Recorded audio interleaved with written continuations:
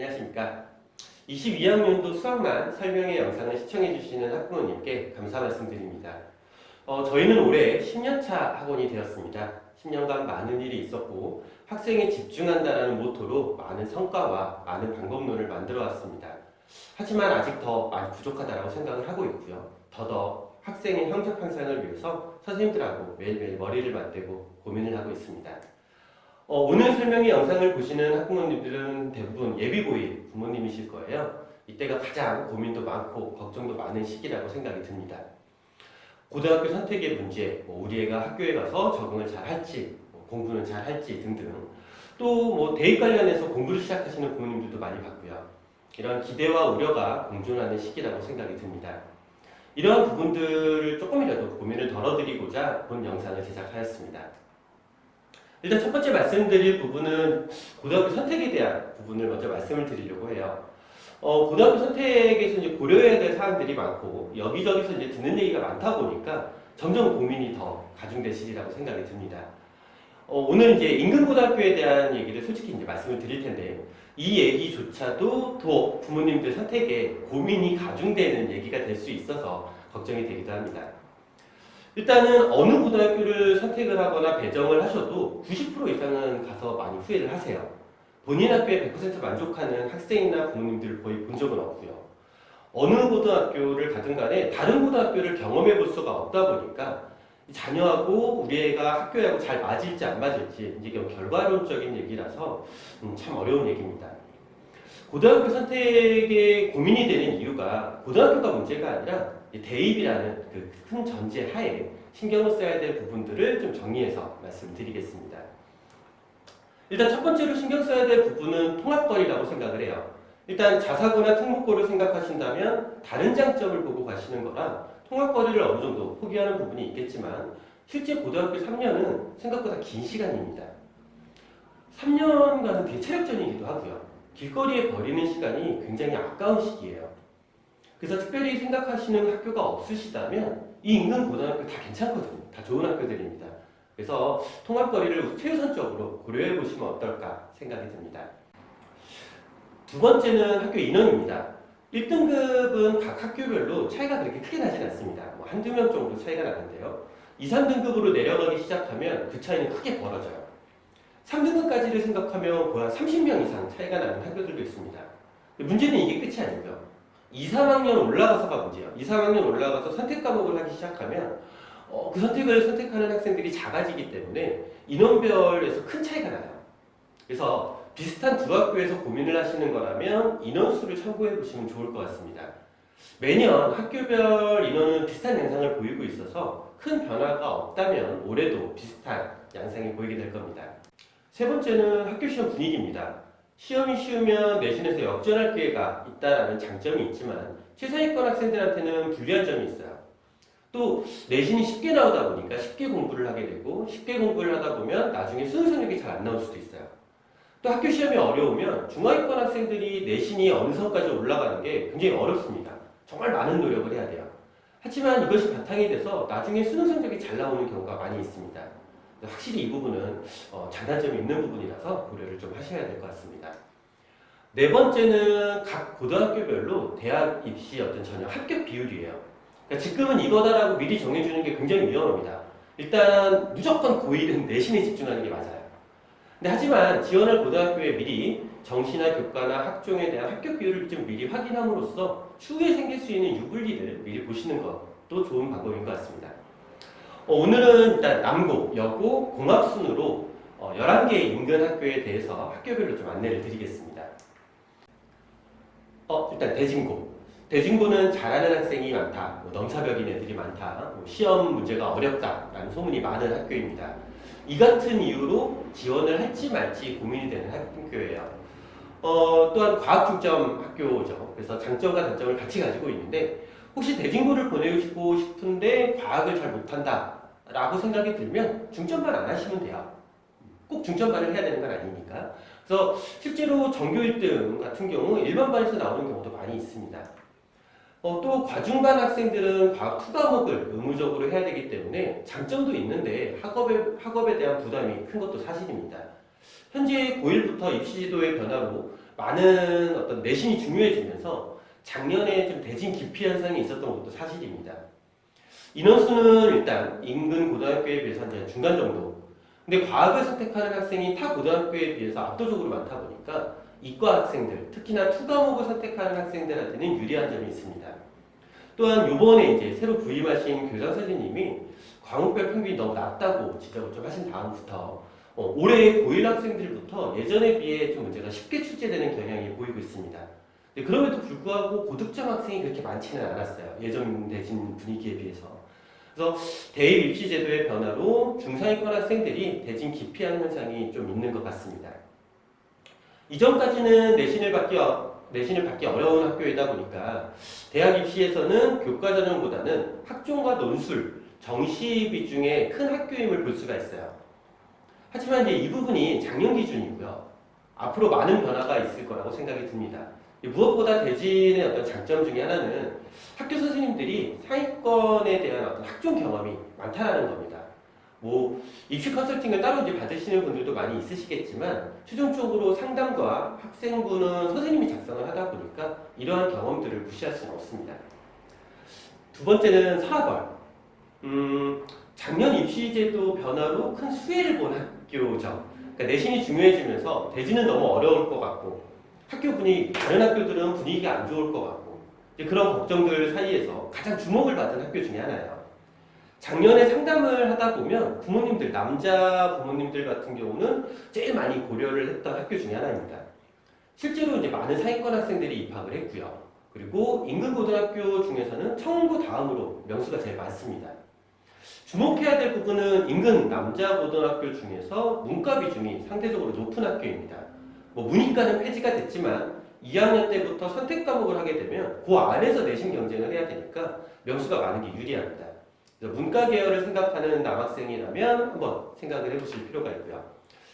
올해부터죠. 일단 정보, IT, 인공지능 그쪽 관련해서 이제 국가 지원을 받아가지고 생각보다 많은 과목들이 개설이 되어 있어요.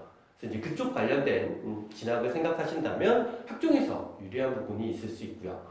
또 빅데이터 관련된 과들은 문과 계열 대학에서 많이 이제 개설이 되고 있기 때문에 이 부분을 생각하면 확실히 장점이 될 수가 있습니다. 시험 난이도는 높은 편입니다. 작년보다 훨씬 높아졌는데요. 올해 1학년 1학기 시험 결과를 보면 중간기말고사가 다 어렵게 출제됐어요. 근데 그럼에도 불구하고 100점이 전교에 한 5명이 나왔고요. 1등급 컷이 92.1이었어요. 2등급 컷은 88점. 그러니까 이 사실이 작년에 대진 재현을 좀 피해서 온 상위권 학생들이 많다는 소문을 좀 증명해주는 어떤 사실이었습니다. 그래서 이로 인해서 아마 서라벌은 점점점 시험 문제는 더 어렵게 출제될 가능성이 있습니다. 작년 합격생 비율인데요. 서라벌은 수시, 정시 비중이 이제 고른 학교이고요. 작년 합격생을 보면 고대가 눈에 띄게 좀 높았다는 걸 볼 수 있습니다. 세 번째는 재용부. 재용부는 1학년 때가 굉장히 바쁜 학교예요. 그러니까 2, 3학년은 다른 학교하고 비슷합니다. 근데 1학년이 유독 바빠요. 그러니까 학교에서 시키는 게 굉장히 많습니다.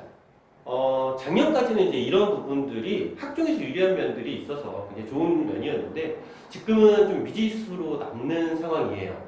그럼에도 불구하고 세특등을 활용해서 없는 것보다는 장점이 되겠죠. 근데 이제 문제는 그게 아니라 학교에서 시키는 게 많고 하는 게 많다 보니까 학생들이 이것저것 하다가 결국엔 아무것도 못하는 학생들이 생깁니다. 동시에 여러 가지 일을 꼼꼼히 잘 챙기는 그런 멀티형 학생이 아니라면 고1 때 정말 힘들 수 있어요. 반대로 자기 걸 굉장히 잘 챙기는 학생이라면 재영부를 추천드립니다. 인원수는 한 중간 정도고요. 인근 고등학교에 비해. 그리고 문이과 선택도 비슷합니다. 시험 난이도는 꾸준히 높은 편입니다. 특정 문제집에서 많이 나오는 경향도 보이고요. 그리고 문제가 어렵다기보다는 실적으로 수학 같은 경우 계산량이 너무 많아요. 그러다 보니까 시간 싸움인 경우가 굉장히 많고요. 이번 1학년 1학기 기말고사인 경우에는 문제 오류인 문제가 2문제가 있었어요. 그래서 이제 재시험을 봤는데 오류인 문제만 막 붙잡고 다른 문제 못 푼 학생들이 굉장히 많았어요. 그러다 보니까 그 문제를 버리고 그냥 푼 학생은 1등급이 나오는데 그 문제만 붙잡고 있었던 실력은 1등급인데 그 문제만 붙잡고 있었던 애들은 1등급이 못 나온 거죠. 그래서 학교 시험 볼 때 시간 안배하는 연습이 꼭 필요한 학교예요. 고3이 되면 이제 논술 전형을 쓸지 말지도 굉장히 고민이 되는데요. 재연고 같은 경우는 모의 논술을 학교에서 봐요.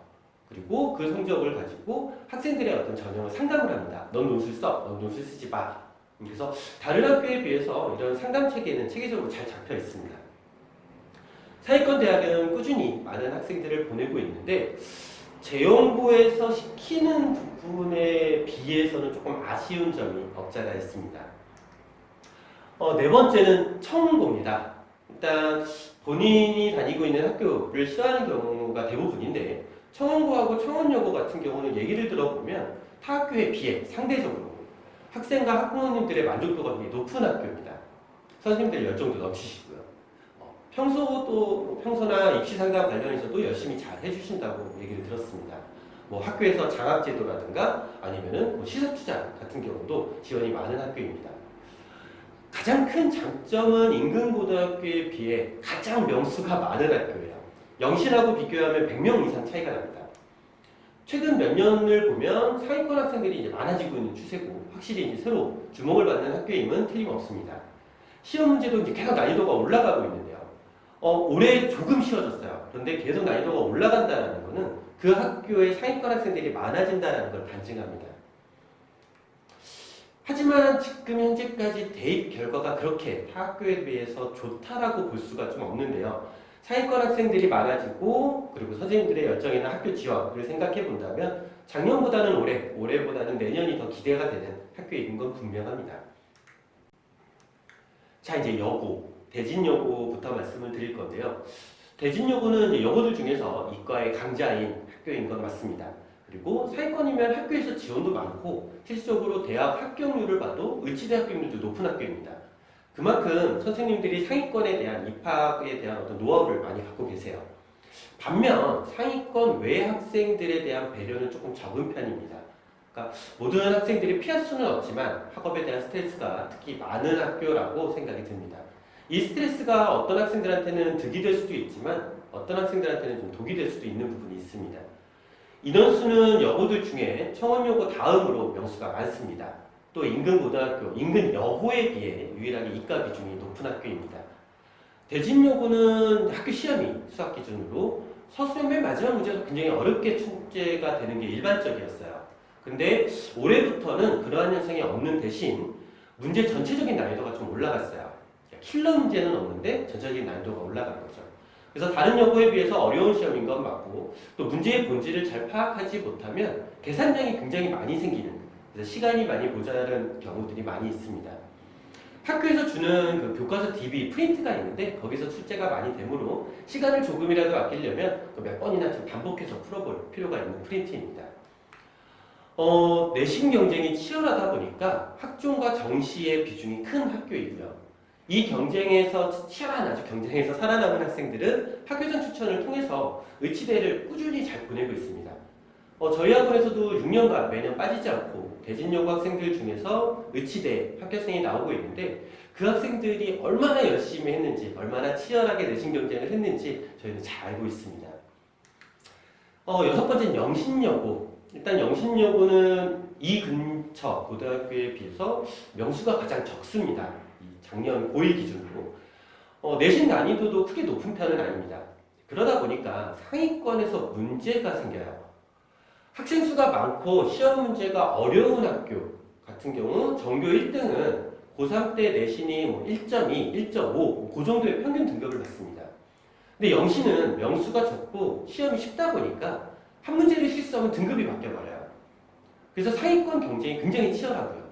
그러다 보니까 전교 1등이라고 해도 내신 등급이 평균 1.7, 1.9 그 정도뿐이 나오지가 않습니다. 내신 0점 몇이 되게 중요한 의치대 같은 경우에서 이제 문제가 생기죠. 근데 반대로 중상위권 학생들 같은 경우는 타 학교에 비해서 등급을 올리는 게 쉬운 부분들이 있습니다. 시험 문제가 쉽고 그리고 인원수가 적다 보니까 조금만 한두 문제만 더 맞춰도 내신이 훅훅 올라가는 그런 경향이 있는 학교입니다. 상황이 이렇다 보니까 전체적으로 중상위권에 대한 수시 비중이 굉장히 높은 학교예요. 근데 학교 시험이 또 쉽다 보니까 정시 비중은 좀 낮은 모습을 보입니다. 일곱 번째는 용화여고입니다. 용화여고는 이제 과학중점 학교죠. 인근 여고들 중에서 대진여고 다음으로 이과 비중이 높은 학교입니다. 전체 인원수는 좀 적고요. 시험 난이도는 그렇게 높지 않습니다. 전체적인 분위기는 영신여고하고 비슷해요. 차이가 있다면 영신여고는 문과 비중이 높고요. 용화여고는 이과 비중이 높다는 차이가 있습니다. 또 한 가지는 영신여고는 은사 인근 학생들이 많고 용화여고는 그 외 지역 학생들이 좀 많은 편입니다. 학교에서 진행하는 여러 프로그램들이 좀 많고요. 국제교류부 등의 어떤 부서 활동들도 많이 잘 되어 있습니다. 여러 가지 장단점은 있겠지만 영신하고 큰 차이가 없어서 그 두 학교를 만약에 고민하시는 거라면 문이과 쪽하고 통합거리만 고려해 보셔서 선택을 하시면 될 것 같습니다. 여덟 번째는 청원여고. 아마 그러니까 여고를 선택하시려고 생각하시는 어머님들 중에서는 많이 고려가 되는 요즘에 되게 핫한 학교죠. 20년도 졸업생부터 눈에 띄게 대학 성과가 올라가기 시작했고요. 작년 같은 경우는 주요 상위권 대학은 대진여고보다 성과가 좋았습니다. 그래서 아까 전에 청원고 말씀드렸던 것처럼 학교에서 지원하는 선생님들 노력이 굉장히 좋고요. 최근에 상위권 학생들의 유입으로 좋은 성과가 나오고 있는 걸로 보여요. 근데 이제 인원수도 여고들 중에서는 유일하게 300명이 넘는 학교예요. 시험 난이도는 아직까지 그렇게 크게 어렵다고 볼 수는 없는데 꾸준히 난이도가 계속 올라가고 있어요. 그래서 여고라서 문과의 비중이 높기는 하지만 학교에서 이공계에 관련된 수업도 많이 개설해서 관리하는 모습을 보이고 있습니다. 단점이라면 특히 이제 수학 부분에 있어서 문과 계열의 학생들이 다른 학교에 비해서 좀 수학 진도가 좀 다르게 나가요. 이 부분은 용화여고도 비슷한 상황인데 상대적으로 문과 비중이 높은 청원여고에서 많이 문제가 발생이 됩니다. 어떤 얘기냐면 현재 고1 기준으로 문과 계열 학생들 같은 경우는 1학년 때 수학 상학, 2학년 때 수원수투, 그리고 3학년 때 확통을 하게 돼요. 이제 그렇게 일반적으로 선택을 하게 되는데 청원여고는 1학년 때 수학 상하를 나가고요. 2학년 때 수원수투를 나가면서 2학년 때 확통을 선택을 하게 되어 있어요. 그러다 보니까 2학년 때 수학 공부할 양이 너무 많아지고요. 근데 또 문제는 3학년 때 수학 과목을 선택하는 게 없어요. 올해까지 그랬고요. 내년에 변경이 있을 수는 있습니다. 근데 아마 내년에도 비슷하게 갈 것 같아요. 그래서 이로 인해서 학원을 선택할 때도 일단 좀 문제가 있고요. 또 한 가지는 본인이 3학년 때 알아서 수학 공부를 좀 해야 되는 상황이 벌어질 수도 있습니다. 첫 번째, 해성여고. 내신을 받기 쉬운 학교 하면 거론되는 학교 중에 하나입니다. 일정 부분은 맞고요. 일정 부분은 좀 오해하는 부분들이 있는데요. 일단은 명수가 많고 학교 시험이 어렵지 않다 보니까 또 미대를 준비하는 학생들이 많아요. 그러다 보니까 중상위권 어떤 내신 경쟁이 덜 치열한 편은 맞습니다. 근데 이런 부분 때문에 상대적으로 내신을 받기 쉬운 부분이 분명히 있어요. 근데 학생들도 이제 그 부분을 너무 잘 알고 있다는 거죠. 그러니까 학생들이 생각해서가 아니라 본능적으로 공부할 때 선을 긋습니다. 그냥 이 정도만 하면 되지 뭐, 이 정도만 알면 되지 뭐, 그렇게 선을 긋는 거죠. 부모님들도 이제 잘 알고 계시겠지만 학생 공부시키는 게 굉장히 어려운 일이에요. 근데 학생이 이렇게 미리 선을 긋고 있으면 공부시키기가 더 어려워집니다. 그 와중에 공부를 잘하는 학생들은 잘합니다. 근데 그 학생들 비중이 1등급 인원보다는 많다는 거예요. 그냥 해성 가서 1등급 받지 뭐 이렇게 쉽게 말할 사안은 아니라는 거예요. 학생의 의지가 필요합니다. 또 시험이 어렵고 경쟁이 치열한 학교에서 3등급을 받는 학생은 그래도 많은 공부를 해둔 터라 여차하면 정시로 집중을 합니다. 근데 해성에서 3등급 받는 학생들이 여차해서 정시로 가는 게 생각보다 어려울 수도 있거든요. 그래서 이런 부분 때문에 확실히 장단점이 있는 부분을 말씀을 드립니다. 이제 다음에는 불암고. 불암고는 누군가에게는 장점, 누군가에게는 단점이 많은 학교입니다. 공학이라는 부분 때문에 남학생이든 여학생이든 각각의 장단점이 있고요. 공학이라는 부분 때문에 선생님들의 실력이 검증됐어요. 그렇게 생각하는 장점이 있고요.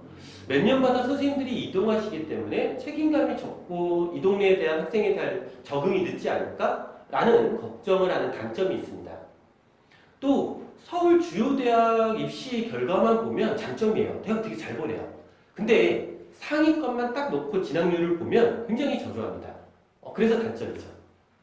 내신을 받기 되게 쉽더라라는 소문을 들으면 장점인데 공부 안 하고 노는 학생들이 많더라라는 소문을 들으면 단점이 되는 거죠. 학교에서 되게 일찍 끝나거든요. 그러다 보니까 개인 공부할 시간이 굉장히 많아요. 그런 장점이 있는데 학교에서 시키는 게 없어서 놀기만 하는 거 아니야? 라고 생각할 수 있는 단점이 있어요. 인원수는 좀 적은 편이고요. 문과 비율이 높은 편이고 학교 시험은 좀 쉬운 편입니다. 무엇보다 불암고의 장점이라고 보면 은행사거리하고 굉장히 가깝다라는 거죠. 그래서 이제 저희 학원 같은 경우도 불암고 일찍 끝나는 학생들이 많으니까 끝나자마자 학원에 와서 자습하면서 선생님한테 막 질문도 하고 그래요. 그럴 수 있는 시간적 여유가 있다는 어떤 이동의 거리가 굉장히 단축된다는 장점이 있습니다. 아마 불암고를 선택을 할지 말지 고민하시는 어머님들이라면 방금 말씀드렸던 이런 부분들 다 아마 생각해 보셨을 거예요. 그래서 우리 애한테는 이게 장점이 많을 것 같아 라고 하시면 학생의 어떤 성향과 통합거리를 고려하셔서 지원하시면 좋을 것 같습니다. 11번째는 상명고. 일단 내신을 받기 쉬운 학교라고 하면 거론되는 학교 중에 해성여고하고 상명고가 많이 거론이 되는데요. 아까 전에 해성여고 말씀을 드렸던 똑같은 문제점이 생기는 학교입니다. 그래서 확실히 장단점은 있습니다. 인원수는 적고요. 문과 비중은 높은 편입니다. 그리고 이제 학교 시험이 쉬운 편이기 때문에 아까 전에 해성여고와 비슷한 상황이고요. 근데 이제 문제는 수학 같은 경우 1, 2학기 누적으로 시험 범위가 누적으로 나와요. 그러다 보니까 1학기 내용이 잘 안 되어 있으면 2학기 내내 1학기 거가 걸려서 걸림돌이 될 수 있어요. 그래서 1학기 때부터 공부를 좀 잘 해놔야 되고요. 학교 홍보 자료를 보시면 그런 내용이 나와 있어요. 중학교 때 상위 30% 학생이 고등학교에 와서 2등급을 받고 좋은 대학을 갔다. 그렇게 써 있어요. 중학교 때 중상위권, 중위권 학생도 상대적으로 좋은 내신을 받을 수 있다라고 생각할 수도 있겠지만 반대로 생각해보면 상위권 학생이 그만큼 적다라는 얘기이기도 합니다. 그래서 이를 반영하듯 인근 학교에 비해서 수시 교과 전형이 압도적으로 높아요. 그래서 확실히 내신을 잘 받을 수 있다는 강점이 있는 건 맞습니다. 근데 하지만 정시 비중을 보면 20%도 채 안 돼요. 인근 학교에 비해서 좀 많은 차이가 있는 거죠. 인근 11개의 고등학교에 대해서 남고, 여고, 공학 순으로 말씀을 드렸습니다. 자녀분 고등학교 지원에 좀 도움이 되셨기를 바랍니다. 참고로 많은 학교 알림이라는 사이트가 있어요. 거기에 들어가 보시면 학교별로 수업 평가, 수업 계획, 그리고 수행 평가 계획, 그리고 인원수, 진학률 여러 가지 자료들을 확인해 보실 수 있습니다. 그래서 학교 선택 시 한번 참고해 보시면 좋을 것 같습니다. 저희가 생각하고 조사하고 듣고 이런 내용들을 토대로 이제 말씀을 드렸는데요. 인근 고등학교, 서울시 전체를 생각하시면 다 좋은 학교들입니다. 그리고 높은 진학률을 보이고 있고요. 그래서 지원한 곳에 배정이 안 됐다 하더라도 그 나름의 어떤 장점이 있는 거라서 큰 걱정은 안 하셨으면 좋겠어요. 그러니까 문제는 고등학교를 어디를 선택하냐도 중요하겠지만 실질적으로 거기 가서 어떻게 하느냐가 이제 더 중요한 점이라고 생각을 합니다. 이제 고등학교 저희 학원이 수학학원이니까요. 수학에 대한 얘기를 좀 말씀드리겠습니다. 수학 공부. 일단 내신에서 수학에 대한 비중이 굉장히 크고요. 또 대학교 들어갈 때도 수학에 대한 비중이 굉장히 큽니다. 그래서 많은 학생들이 이제 수학이 어렵다라고 하고 있고요. 그러니까 신입생 상담을 하다 보면 애가 한다고 하는데 성적이 안 올라요라는 얘기를 참 많이 듣습니다. 근데 여기서 이제 대입이 굉장히 중요한 요소이기 때문에 수학을 포기할 수도 없습니다. 그래서 무엇이 문제고 근본적으로 어떻게 해결해야 되는지 좀 살펴볼 필요가 있습니다. 일단 중학교 때 단원을 보시면요. 1, 2, 3학년 지금 수학 계획이에요. 근데 이제 보시면 특징이 있습니다. 중학교 때도 그랬고 초등학교 때도 그랬어요. 식을 배우고요. 함수를 배우고 도형을 배웁니다. 그리고 통계를 배우고요. 중학교 1학년 때도 그렇고요. 2학년 때도 그렇고 3학년 때도 그렇습니다. 이때 1학년 때 이제 놓친 부분이 있어요. 어떤 부분이 이제 그러니까 잘 못했던 부분이 있어요. 그러면 2학년, 3학년 때 똑같은 단원이 또 있기 때문에 복습할 기회가 있습니다. 그러니까 개념이 조금씩 추가되면서 자동으로 복습을 할 수 있게 교육과정이 되어 있어요. 근데 고등학교 과정을 보면 1학년 때는 중학교 때 단원하고 비교해 보면 제목적으로는 친숙해 보이지만 내부 내용은 굉장히 다릅니다. 또한 2학년, 3학년 과목을 보면 처음 듣는 단원들이 막 튀어나와요. 로그, 수열, 극한, 미분, 적분 막 나옵니다. 그러니까 중학교 때처럼 단원적으로 복습할 기회가 없다는 소리예요. 그러니까 다시 말해서 한 번 들을 때 다 제대로 알고 넘어가야 된다는 소리인데 이 부분이 참 어렵습니다. 또 배우는 양도 굉장히 많아요. 초등학교, 중학교 때라면 지금 고등학교 한 학기 또는 1년 동안 나가는 양을 중학교, 초등학교 때는 2, 3학년 동안 나갈 양입니다. 근데 그 잠깐 방심하면 쫓아가기가 굉장히 어려워요. 이제 그러다 보니까 선행이 정말 중요한 것처럼 이야기가 되고 있어요. 문제는 또 있습니다. 중학교 때까지만 해도 한 단원에 공식이 한두 개, 한두 가지 유형, 그 정도만 익히면 됩니다. 그래서 이해가 잘 안 되면 외워서라도 풀 수 있어요. 그래서 시험을 보는데 전혀 문제가 없어요. 뭐 일명 양치기라고 하죠. 일단 많이 풀면 성적이 잘 나옵니다. 근데 고등학교 때는 그 방법이 불가능합니다. 일단 한 단원에서 나오는 내용도 일단 많고 공식 같은 것도 너무 많고 유형도 너무 많아요. 그래서 모든 내용을 외워서 푼다라는 것이 거의 불가능합니다. 아니 외우는 것 자체가 불가능해요. 그러니까 무조건 양치기가 아니고 진짜 이해를 해야 돼요. 또 출제되는 문제의 성향을 보면 중학교 때는 방정식 단원이면 방정식만 나와요. 도형이면 도형 문제만 나오고요. 근데 고등학교 문제는 그렇지 않아요. 방정식인데 함수와 도형 문제가 막 섞여 나옵니다. 그러니까 특정 단원의 문제라고 해서 그 단원만 공부해서 해결할 수 있는 사항은 아니에요. 그러니까 앞뒤 내용을 다 알아야 된다는 거죠. 그러니까 진도는 빨라지고 할 거는 많아지고 그러다 보니까 계속 벽에 부딪히고 학생들은 어디서부터 해결해야 될지가 되게 막막해지는 거죠. 그래서 극복이 안 돼요. 이런 문제점 때문에 수학은 단시간에 극복도 어렵고 공부법을 근본적으로 바꾸지 않으면 고등학교에 올라가서 성적을 올리는 게 생각보다 쉽지 않습니다. 성적이 떨어지는 이유는 또 있습니다. 정확하게 말하면 성적이 떨어지는 것처럼 보이는 건데요. 일단 중학교 때는 성취도로 성적이 나옵니다. 90점 이상이면 네, A가 나오죠. 90점 이상인 학생들 비중을 보면 이제 뭐 차이가 큽니다. 차이가 있긴 하지만 평균 잡아서 말씀을 드리자면 대략 한 25% 정도가 나와요.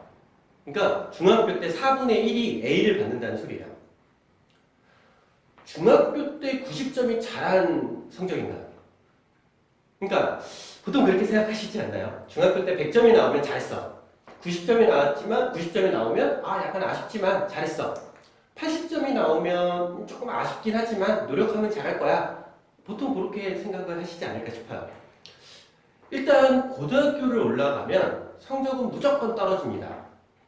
인근 고등학교, 인근 중학교, 요 근처 중학교의 수학 평균을 대충 계산을 해보니까 평균은 한 70점, 표준 편차는 24점 정도입니다.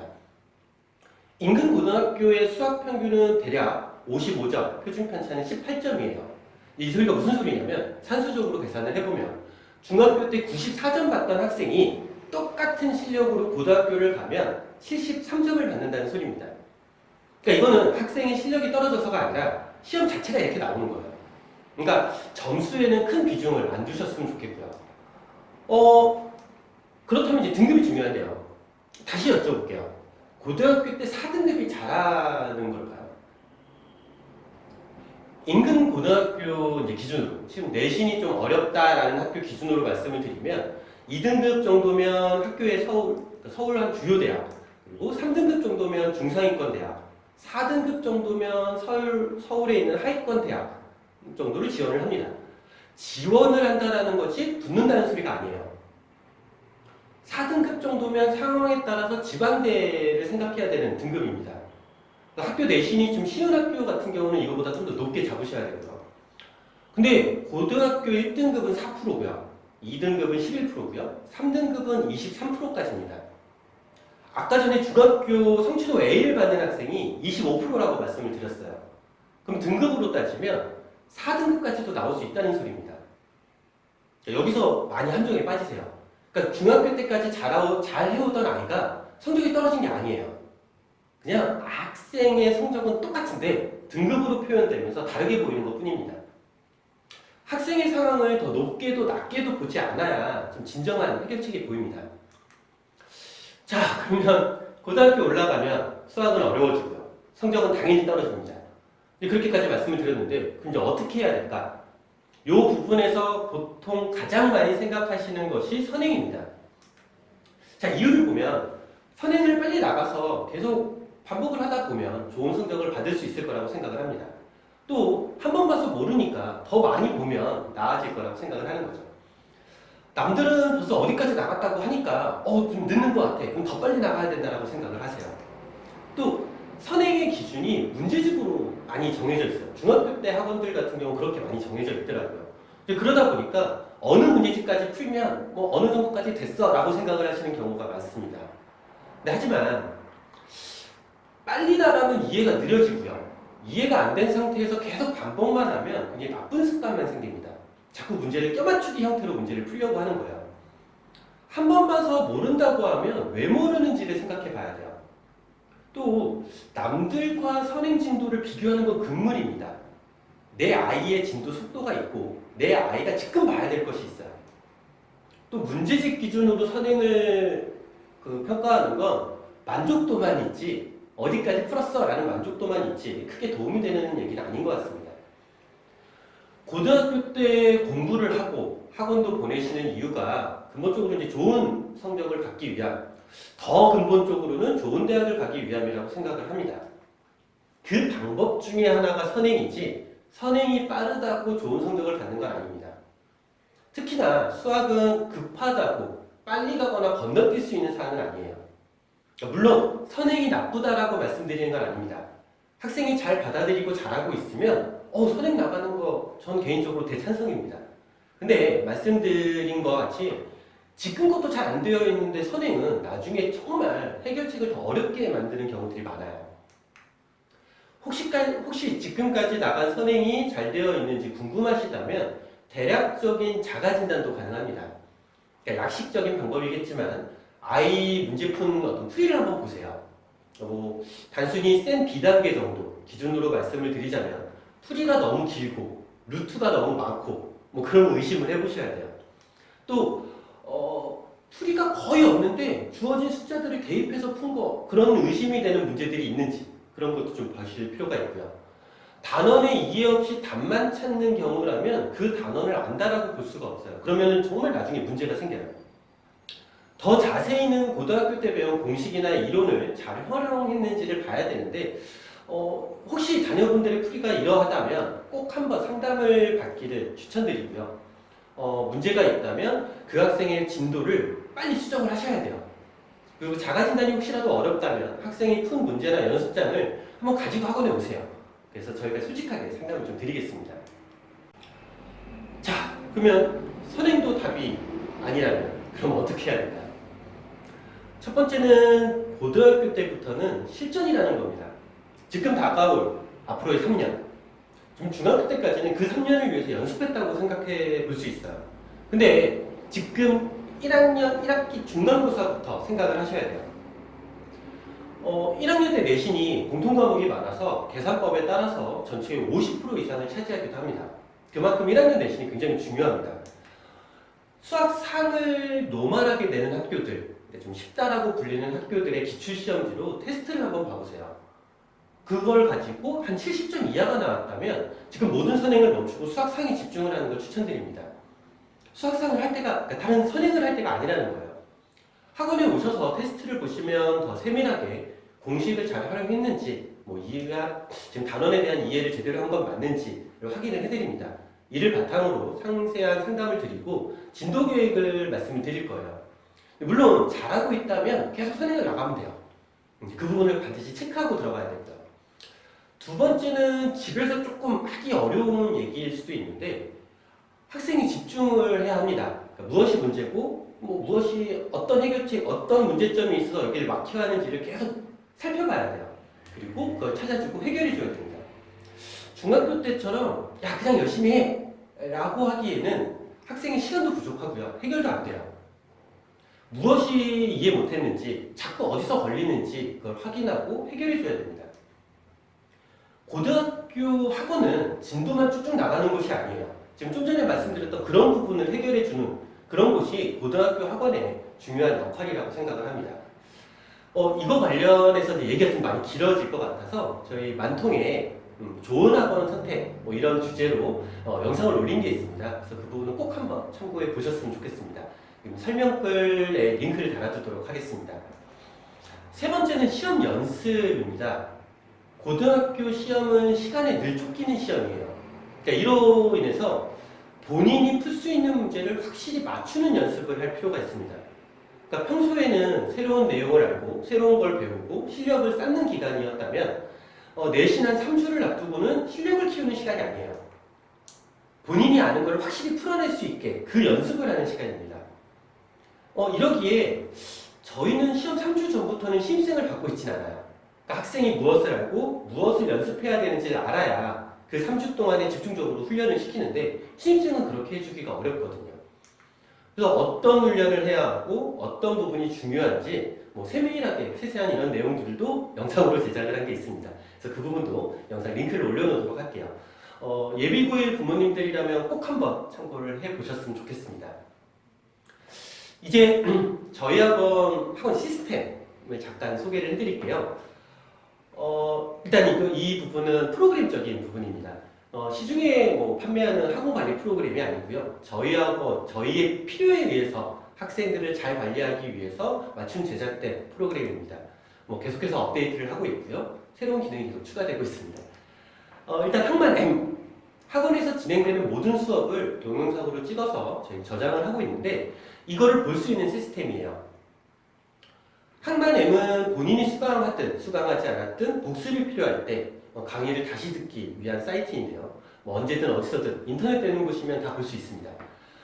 시중에서 인강 사이트가 굉장히 많죠. 인강하는 그런 회사들이 굉장히 많이 있는데 본인이 복습은 본인이 들은 수업을 다시 듣는 것이 가장 시간적으로도 단축이 되고 이해도 빠릅니다. 또 듣고 끝나는 것이 아니라 그 수업을 듣고 이해 안 간 부분이 있다면 수업을 진행한 선생님한테 다시 물어볼 수 있어야 돼요. 근데 이제 인강은 그 부분이 좀 어렵죠. 그래서 이를 위해서 저희 학원은 선생님들이, 그러니까 학생들이 언제든지 필요한 부분을 다시 수강할 수 있는 시스템을 구축을 했고요. 그래서 학생들이 언제 로그인을 했는지, 어떤 수업을 들었는지 선생님들이 그걸 또 확인을 합니다. 단순히 학생한테 전적으로 맡기는 인강하고 다르게 저희는 이 다시 듣는 부분도 철저하게 관리를 하고 있습니다. 다시 듣기로 약속을 했는데 이를 언제 받는지 안 받는지, 언제까지 약속한 거를 다 안 받는지, 또 수업을 받는데 이해 안 간 부분은 없는지 다 확인을 하고 넘어가고 있습니다.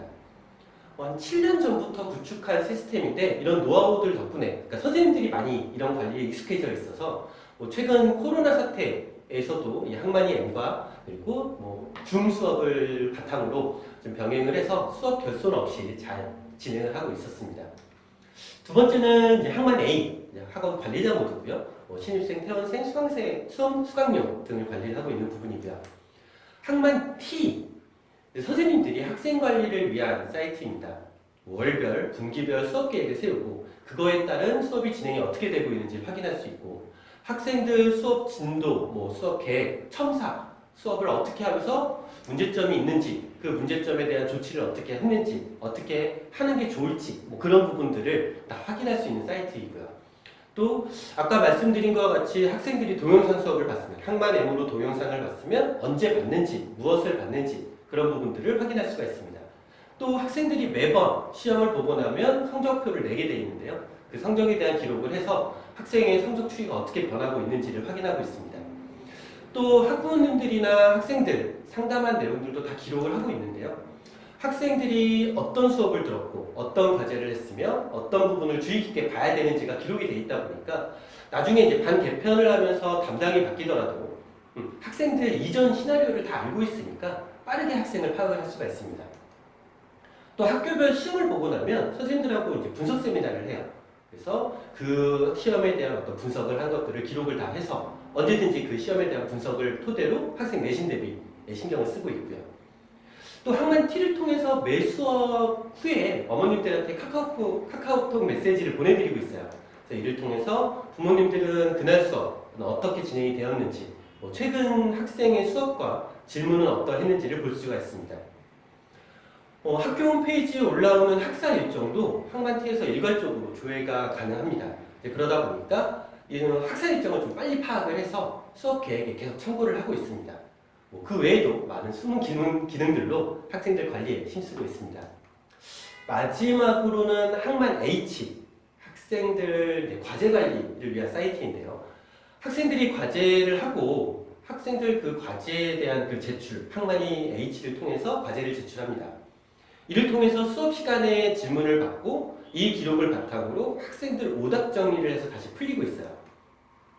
질문의 추이를 보면서 다음번 교재도 선정할 때 고민을 하고요. 학생의 실력의 어떤 추이, 그리고 뭐 그런 부분들을 확인을 하고 있습니다. 오답은 정말 중요합니다. 꼭 다시 풀어봐야 되고요. 모르는 부분을 확실히 짚고 넘어가야 돼요. 그러니까 알아서 오답 정리를 되게 잘하는 학생들도 있습니다. 근데 대부분의 학생들이 이런 부분을 잘 못하거나 아니면 하라고 하면 오답 정리하는데 너무 많은 시간을 소비해요. 그래서 저희는 학만 H를 통해서 확실히 오답 관리를 하고 있고 적어도 저희 학원에서 내준 숙제만큼은 확실하게 관리를 하고 있습니다. 학원 시스템인 MATH를 통해서 좀 더 체계적이고 입체적인 학생 관리 그리고 학부모님들과 좀 빠른 피드백을 할 수 있도록 노력을 하고 있습니다. 이제 저희 학원 수업 진행에 대한 부분을 말씀을 드릴게요. 매년 저희 학원의 졸업생의 합격 성과, 재원생들의 내신 성과 굉장히 좋습니다. 어떻게 생각하실지 모르겠지만 생각하시는 것보다 훨씬 좋아요. 매년 위치대에 가고 있고요. 그리고 전교 1등, 저희 학원에 지금 전교 1등이 몇 명인지 모르겠어요. 그리고 성적이 기하급수 쪽으로 올라간 학생도 굉장히 많습니다. 근데 이런 부분들이 결국엔 남 얘기인 거예요. 학원을 선택하실 때 그 학원에 어떤 학생이 있는지보다 내 아이한테 어떻게 해줄지를 생각해 보시는 게 중요하다고 생각을 합니다. 또 저희 입으로 막 자랑을 하는 것보다 학원을 보내주시고 그리고 경험해 보시면서 이래서 이 학원이 성적이 잘 나오는구나, 이래서 대학을 잘 갔겠구나 라고 알게 계시는 게 더 저희한테는 큰 자랑이라고 생각을 합니다. 일단 저희 학원 수업 방식을 먼저 말씀드릴게요. 모든 반은 평일 한 번, 주말 한 번으로 구성이 되어 있고요. 모두 수업은 4시간씩 진행을 하고 있습니다. 평일에는 보통 4시간 판서 수업이 진행이 되고 주말 4시간은 2시간 판서, 2시간은 1대1 첨삭 수업이 진행이 됩니다.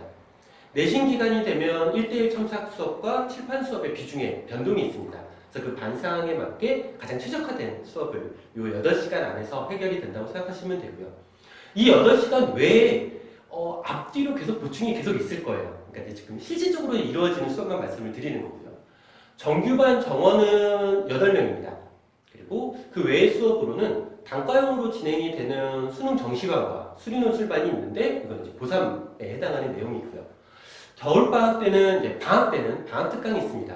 근데 저희 학원 방학 특강은 선택적으로 들을 수 있는 특강도 있지만 대부분의 반은 꼭 들어야 되는 특강들이 대부분입니다. 그러니까 이는 이제 모든 반과 학생들의 어떤 상황에 맞게 1년간의 어떤 커리어를 저희가 짜고 들어가는데 일부분에 대해서 이제 진도를 나가고 선행을 나가고 그렇게 나갈 어떤 해결해 줄 시간이 방학 외에는 없어요. 이제 그러다 보니까 방학 때 꼭 들어야 되는 특강들이 있게 되는 거고요. 신규 개설되는 반과 겨울방학 특강에 대한 어떤 시간표는 현재 동영상 보고 계시는 어떤 만통 또는 학원 블로그에서 확인해 보실 수 있게 올려놓도록 하겠습니다. 일단 모든 정규반 수업은 학생에 집중한다라는 모토에 맞게 철저한 담임제로 운영이 되고 있습니다. 이 담임 선생님이 수업을 하고 답변을 받고 체크를 하고 있어요. 그러니까 수업을 한 선생님이 질문을 받고 체크를 해야 그 학생의 문제점을 제대로 찾을 수 있습니다. 이에 저희는 한 선생님이 학생을 집중해서 보고 문제점을 찾는, 그리고 이에 해결책을 마련을 합니다. 또한 평일 수업 기준으로 저희 학원 선생님은 한반 수업을 해요. 그러니까 출근을 하면 학생들이 이해를 했는지, 문제가 되는 건 없는지, 전에 왜 수업할 때 이게 애가 표정이 왜 안 좋았는지 그런 것까지 고민을 해서 체크를 하고 이때 필요한 자료들이라든가 정리를 해서 학생들한테 제공을 합니다. 보통 수업은 6시부터인데 추가적인 질문이나 질의응답이 있는 학생들은 일찍 와서 질문을 다 하고 있어요. 그래서 6시부터 4시간 수업이 진행이 되고요. 그 4시간 수업 동안에 숙제 검사, 숙제 질의응답, 그리고 진도까지 같이 나가고 있습니다. 주말 수업은 2시간 수업이 이제 같은 방식으로 진행이 되고요. 2시간 동안 첨삭식 수업이 진행이 될 텐데 이 시간은 학생들마다 약간의 소요 시간이 다를 수 있어요. 더 오래 걸리는 학생들도 있고요. 좀 짧게 걸리는 학생들도 있습니다. 근데 이 시간은 단순히 문제풀이 시간이라고 생각하시면 안 돼요. 또 알바가 질문 받는 시간도 아닙니다. 고등학교 학생들이 성적이 정말 잘 나오기 위해서는 제일 중요한 시간이라고 생각해 주시면 돼요. 1대1 첨삭식 수업을 통해서 저희가 한 주간 수업이 잘 진행이 됐는지, 이해했는지 체크하고 또 그 부분에 대해서 확실히 피드백을 하고 있습니다. 이해가 안 된 부분이 있으면 다시 정리를 해주고요. 문제가 필요하다면 유사 문제를 제공하고요. 뭐 특정 어떤 이론의 문제라면 다시 정리를 해주고요. 전체가 문제라면 수업을 다시 듣게 하고 다시 체크를 합니다. 이렇게 1대1로 해결책을 찾는 시간이라고 생각을 해주세요. 또한 저희는 반복에도 집중을 하고 있습니다. 잘 정리가 되어 있어도 시간이 지나면 까먹습니다. 그래서 수업 시간에 다른 진도를 나가더라도 이미 예전에 선행한 과목에 대해서는 계속적으로 1대1 첨삭 시간을 활용해서 학교 시험이 끝나기 전까지는 진도 나간 부분을 계속 복습을 하고 있어요. 또 아까 전에 말씀드린 것과 같이 저희는 모든 수업을 동영상으로 찍고 있고요. 항만이 M을 통해서 그 예전에 복습했던 수업 들었던 부분들, 까먹은 부분이 있으면 언제든지 다시 들을 수 있게 합니다. 또 항만이 H를 통해서 틀린 문제를 체크를 하고 받고 있는데요. 그 부분을 계속 반복해서 풀릴 수 있게 관리를 하고 있어요. 또 저희 학원은 학교 시험에 집중을 하고 있습니다. 당연한 얘기고요. 굉장히 중요한 얘기입니다. 학교 시험에 굉장히 집중하는 게 맞아요. 시험 기간이 되면 인근 학교에 진짜 특화된 학원 필수형 테스트와 내신 교재로 수업을 진행을 하고 있습니다. 진짜 필수형 테스트는 세분화된 유형 교재로 학생의 문제점을 찾고 반드시 알아야 될 부분, 까먹은 부분이 없는지, 모르는 부분이 없는지 이를 찾아서 해결하는 교재이고요. 인근 학교 시험을 매년 분석해서 매년 제작하고 있는 시험 대비 교재, 학교 시험에서 어떤 문제가 많이 나오는지, 어떤 문제에서 애들이 어려워하는지 그런 교재를 만들어서 수업에 활용을 하고 있습니다. 그리고 필수형 테스트 같은 경우는 틀린 문제에 대해서 유사 문제도 계속 제공을 해서 틀린 문제를 다시 틀리지 않게 관리를 하고 있습니다. 그리고 이제 시험 기간이 되면 매우 중요한 게 시험 보는 연습인데요. 아는 것을 확실히 풀어내는 연습을 진행을 합니다. 이에 따라서 성적이 10점에서 20점까지도 차이가 나요. 그러니까 아까 전에 소개해드린 어떤 만통, 내신 대비 관련된 영상을 보시면 좀 이해가 되실 텐데요. 학생들이 자기 실력보다 성적이 안 나오는 학생들이 되게 생각보다 많아요. 그래서 시험 보는 연습은 반드시 필요합니다. 이제 또 한 가지는 당장의 시험도 이제 굉장히 중요한데 다음 시험도 되게 중요합니다. 그래서 학생이 시험 본 후에 그 본 시험지를 확인하고 학생들의 문제가 있었던 부분들을 꼼꼼하게 체크를 하고 있어요. 그래서 시험 분석을 하고 그 학교 시험 성향을 다시 한번 분석을 하고 킬러 문제의 비중은 어땠는지, 출처는 어땠는지 등을 종합적으로 분석을 하고 학생들의 시험에 대한 보는 문제점, 학생의 시간이 모자라는지, 중간에 막혀서 거기서 넘어가지 못하는지, 시험 보는 연습이 어떤 부분이 부족했는지를 찾습니다. 이런 부분들을 바탕으로 학생들과 상담을 해서 개선점을 계속 찾아요. 그러니까 시험 끝나면 저희가 1대1 학생들하고 다 상담을 하고 있는데 다음 시험에서 그러면 어떻게 할 건지, 어떤 문제가 어떻게 해결을 할 건지 구체적으로 계획을 세우고 수업에 반영을 하고 있습니다. 정리를 하면 저희 학원은 학생에 집중합니다. 강의하고 질문받고 체크하는 사람이 한 선생님이고요. 학생이 집중하고 문제점을 찾고 그를 해결합니다. 그래야만 성적을 올릴 수가 있어요. 두 번째는 반복에 집중합니다. 꾸준히 반복을 할 수 있는 시스템이 구축되어 있고요. 수업을 언제든지 다시 들을 수 있는 항만이 M도 있고요. 오답을 계속 관리해 줄 수 있는 항만이 H도 있습니다. 세 번째는 틀린 문제에 집중합니다. 학생들이 틀린 문제에서 또 틀려요. 왜 틀렸는지, 왜 모르는지 그걸 분석해야 돼요. 그리고 다시는 안 틀릴 수 있게 잘못 이해하고 있는 부분이 있는지, 이론적으로 문제가 되는 부분은 없는지, 또 유사 문제와 오답을 계속 반복을 시키고 있습니다. 시험에도 집중을 합니다. 제일 중요한 얘기라고 말씀드렸죠.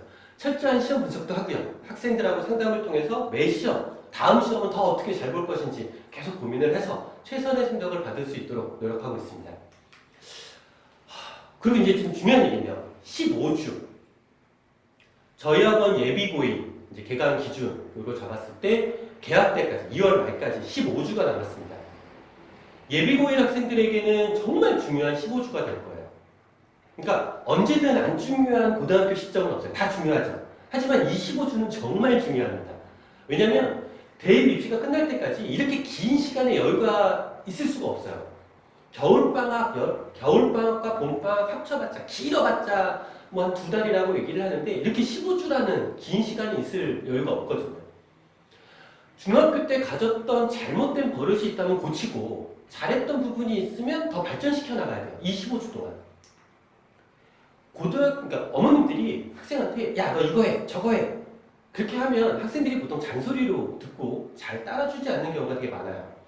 하지만 선생님이 그 학생에 대한 어떤 사항을 정확하게 파악한 상황에서 이야기를 하면서 너 이런 부분을 고쳐야 돼. 이런 부분 안 하면 이런 문제가 생겨. 라고 이렇게 천천히 얘기를 해주면 거의 대부분의 학생들은 잘 따라옵니다. 이러한 이유로 저희 학원에서는 특히나 예비고1 학생들한테 1대1 첨삭 시간, 아까 전에 말씀드렸던, 그리고 또 그 외의 시간, 수업 전후 많은 시간을 할애해서 학생들하고 얘기를 좀 많이 해요. 왜 공부를 하는지, 고등학교가 달라지면 달라지는 것들, 뭐 지금 이런 걸 바꾸지 않으면 나오게 되는 문제점들, 뭐 등등 학생들에서 많은 대화를 나누고 있습니다. 또 수업을 한 선생님이 직접 첨삭 수업을 들어간다고 얘기를 했잖아요. 그러다 보니까 학생이 왜 모르는지, 왜 틀렸는지, 복습을 했는지 안 했는지, 대충 알고 넘어가려고 하는 건지 이런 부분들을 정확하게 캐치할 수 있습니다. 그래서 이를 바탕으로 학생의 어떤 공부법, 공부 습관, 아니면 복습하는 방법을 모르는 학생들이 되게 많거든요. 뭐 복습법 이런 얘기들을 해주고 있어요. 필요에 따라서는 이제 학원에서만 컨트롤이 좀 어렵다면 부모님들하고 역할을 좀 나누기도 해요. 그러니까 이런 부분들을 신경을 쓰고 있으니까 저희가 학원에서 이런 부분을 신경을 쓸 테니까 집에서는 이런 부분을 좀 봐주세요 라든가 뭐 오늘 좀 이런 부분을 혼을 냈으니까 집에서는 좀 혼을 내지 말아달라 뭐 이런 얘기도 하고요. 뭐 기분에 따라서 공부하는 양이 달라지는 아이니까 집에서 칭찬을 좀 많이 해주세요 라든가 유기적인 어떤 협력이 필요할 때가 있어요. 그런 부분이 있을 때는 또 바로바로 상담을 드리고 있습니다. 또 방학 동안에는 저희가 학원 자습실을 1시부터 개방을 하고 있어요. 그래서 집에서 공부가 잘 안 된다면 학원에 보내주시면 돼요.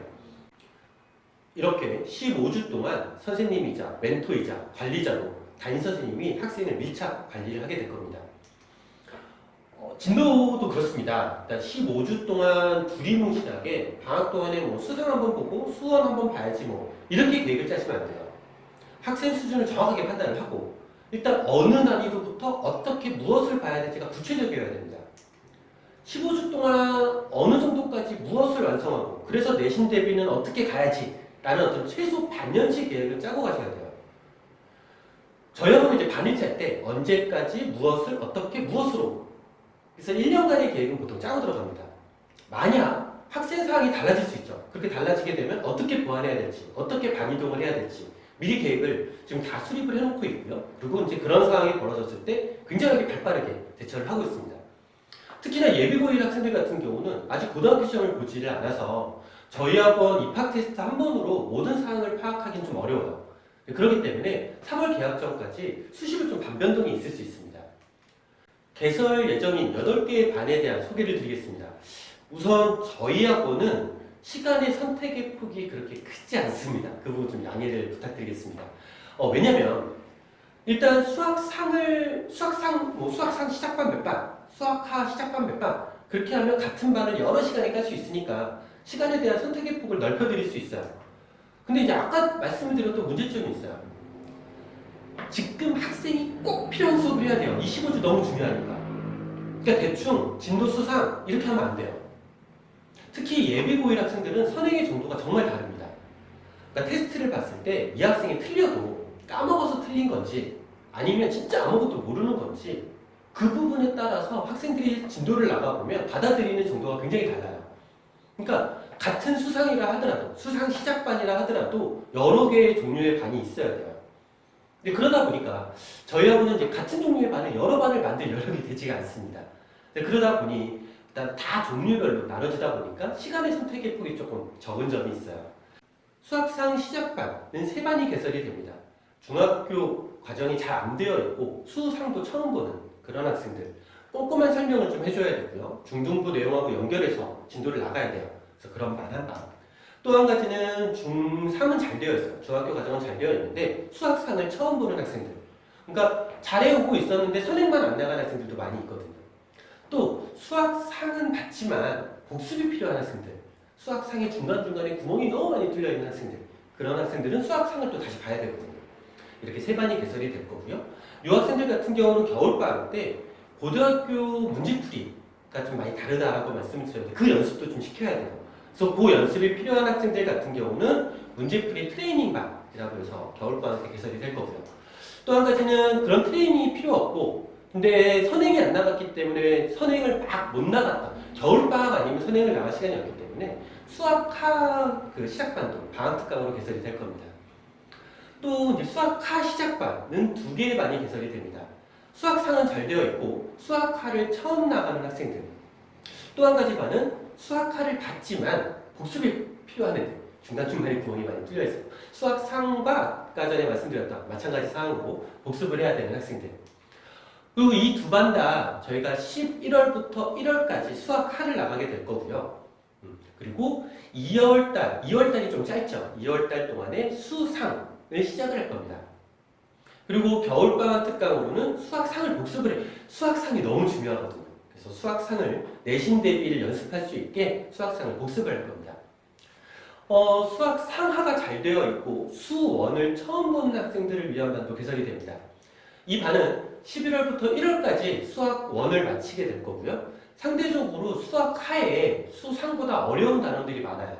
그래서 짧은 2월달 동안에 수학상의 어려운 심화 단어를 정리를 할 겁니다. 또 이반도 마찬가지로 수학상이 중요하니까 겨울방학 동안에 수학상을 특강으로 복습을 하게 될 겁니다. 당장 수학상하를 봐도 당장 학교 시험을 봐도 괜찮은 학생들이 있어요. 정리가 굉장히 잘 되어 있는 학생들. 이런 반도 2개의 반이 개설이 될 겁니다.